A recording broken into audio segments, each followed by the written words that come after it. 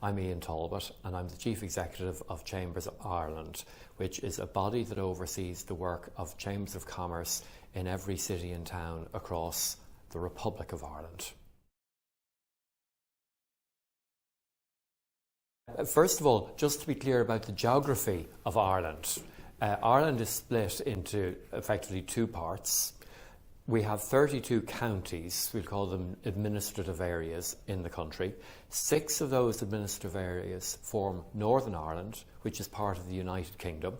The other 26 form Ireland, or the Republic of Ireland, for clarity, which is where we are now. And the members of the European Union at the moment are the United Kingdom, which includes Northern Ireland, and the Republic of Ireland. But what we have with Brexit approaching is that the United Kingdom and Northern Ireland are proposing to leave the European Union. So what that would mean in Ireland is that 26 counties, 26 of our geographic areas will remain in the European Union and 6 will be departing. In addition, the big island next door to us, which is England, Scotland and Wales, forms the rest of the United Kingdom, will also be leaving. And that's very challenging for us in Ireland because most of our products that leave Ireland going into Europe actually travel through Great Britain, England and Wales in particular, to get to the European continent. So it's a very important land bridge for us. And in addition, Ireland and the United Kingdom do a huge amount of trade with each other. We do about €1 billion in trade every week. So it's a very, very important partner. Ireland is not a big country, certainly by Chinese standards. We have a population of 4.8 million people. So €1 billion in trade a week is a lot of trade. And it's very well spread.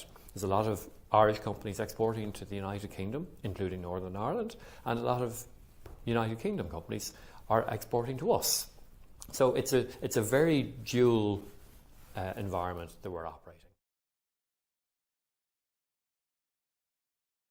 So the context of the meeting was now that it looks increasingly like, hopefully, we have a deal struck between Europe and the United Kingdom over the next few weeks on the future relationship between the United Kingdom and the European Union.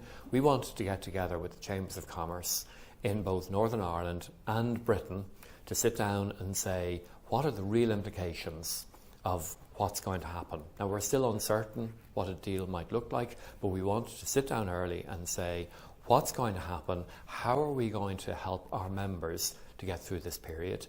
And also, are there going to be areas where we're actually going to have to lobby either the European Union institutions and the Irish government or the UK government to say businesses desperately need help in areas such as, for example, customs, road freight, potentially thousands of different issues for what has been unrestricted trade within these two islands for hundreds of years.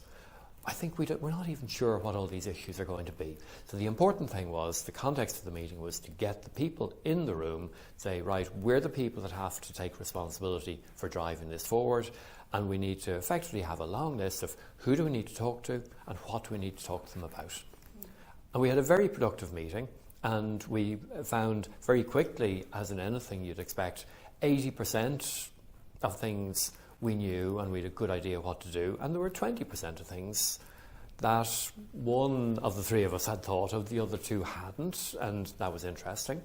And we also met a number of Irish government officials as well, particularly from the Department of Transport and Tourism, that were able to give us their guidance on the level of preparedness and readiness they have for engaging. And the reality is, as part of the negotiation process, it's been very clear for the government civil servants that they're not allowed to break out from the negotiation process taking place at EU level between, for example, Monsieur Barnier and the United Kingdom, but they have to wait until the deal is done before they can start to engage with their equivalent officials in the United Kingdom. Now, the great news is they know who to talk to and they know what to talk about, but they still need to talk. So it's really important that we get this deal struck in the next 4 to 6 weeks, that we understand the future relationship. The timescales depend on the deal, in effect. What we're hoping for at the moment is that a deal is struck for the European Union and the United Kingdom to agree the terms that Britain leaves. But also as part of that, that they will agree a transition period for a further 21 months after the exit date next March. So effectively taking us out to December 2020 when nothing changes. So that at least, if a deal is struck, that at least gives us a further 21 months to really work out the on the ground details and logistics.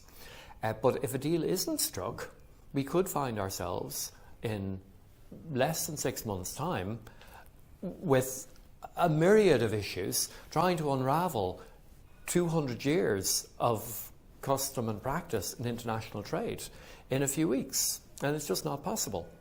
And the further question we all have to ask is, even if a deal is struck and we get the transition period after that where nothing changes, is that long enough? It may not be. But we need to get into that period so that we can really get down to the hard work of talking about the detail and addressing the detail rather than where we are at the moment, which is saying until we have a deal up here, we can't talk about the detail down here. We're very confident that there will be a deal, and our confidence is driven by the fact that all parties know that the consequences of not having a deal are just too nightmarish to deal with. So there has to be a deal. The challenge may be that in the nature of politics, it can often be the last minute before things are announced. So when is that last minute? Is it at the EU Council meeting next week? Is it at a potential EU Council meeting at the end of November? Is it at a Council meeting in December? It has to be before the 29th of March next year. And our recommendations to our businesses have been that they have to go through all aspects of their business, including their supply chain and their sales routes, and identify exposures they have to the United Kingdom. And that can come in an unexpected place. A big challenge, though, is it's easier for a large company to devote the resources to going through that sort of exercise. It's much harder for a smaller business to actually devote the time and the energy and the effort to go through all the potential consequences. So the next thing that many of our companies are doing, and it's much harder, you need to put more work and more time into it, but finding alternative markets. So they've been looking at the United Kingdom, saying, yes, we do most of our trade with the United Kingdom. We need to look at alternative markets. So we can take the same product, adapt it, and sell it into an external market, or buy it from an external market. And that's where, again, the existence of free trade agreements between the EU and China, it's very important we have one of those. The issues will be similar, but the scale of the issue may be different. I think the rationale for the Chinese company based in Ireland needs to be looked at closely. And was their rationale, when they established in Ireland, to use Ireland as a base for dealing into Europe generally, or to use Ireland as a base, for example, for engaging with the United Kingdom and Ireland? And if you look at the population sizes, for example, which I think is always a good measure of the potential, the European Union at the moment, including the United Kingdom, has just over 500 million people, so 500 million people. The United Kingdom has about 68 million people. So when they leave, the European Union becomes about 450 million people. So it's still 7 times the size of the United Kingdom, so still great potential, but it's a little bit smaller. But I think most companies come here with a European Union perspective, looking to trade into the European Union widely, but it probably includes a large piece of trade into the United Kingdom. So I think our advice to Chinese companies would be just to, again, understand your supply chain and where your raw materials, for example, are coming from and how they're getting. So it may be they're coming from France, which will still be part of the European Union, but they could well be passing through the United Kingdom. So does that mean there's going to be extra delays because it's going to have a customs check that's not there at the moment? Are they going to find that their containers are going to be searched and customs officials are going to take a day to look at it instead of 10 minutes, for example. This is all the things we don't know at the moment. Well, there's a few things there. As I mentioned earlier, we're a federation of chambers of commerce across the whole country.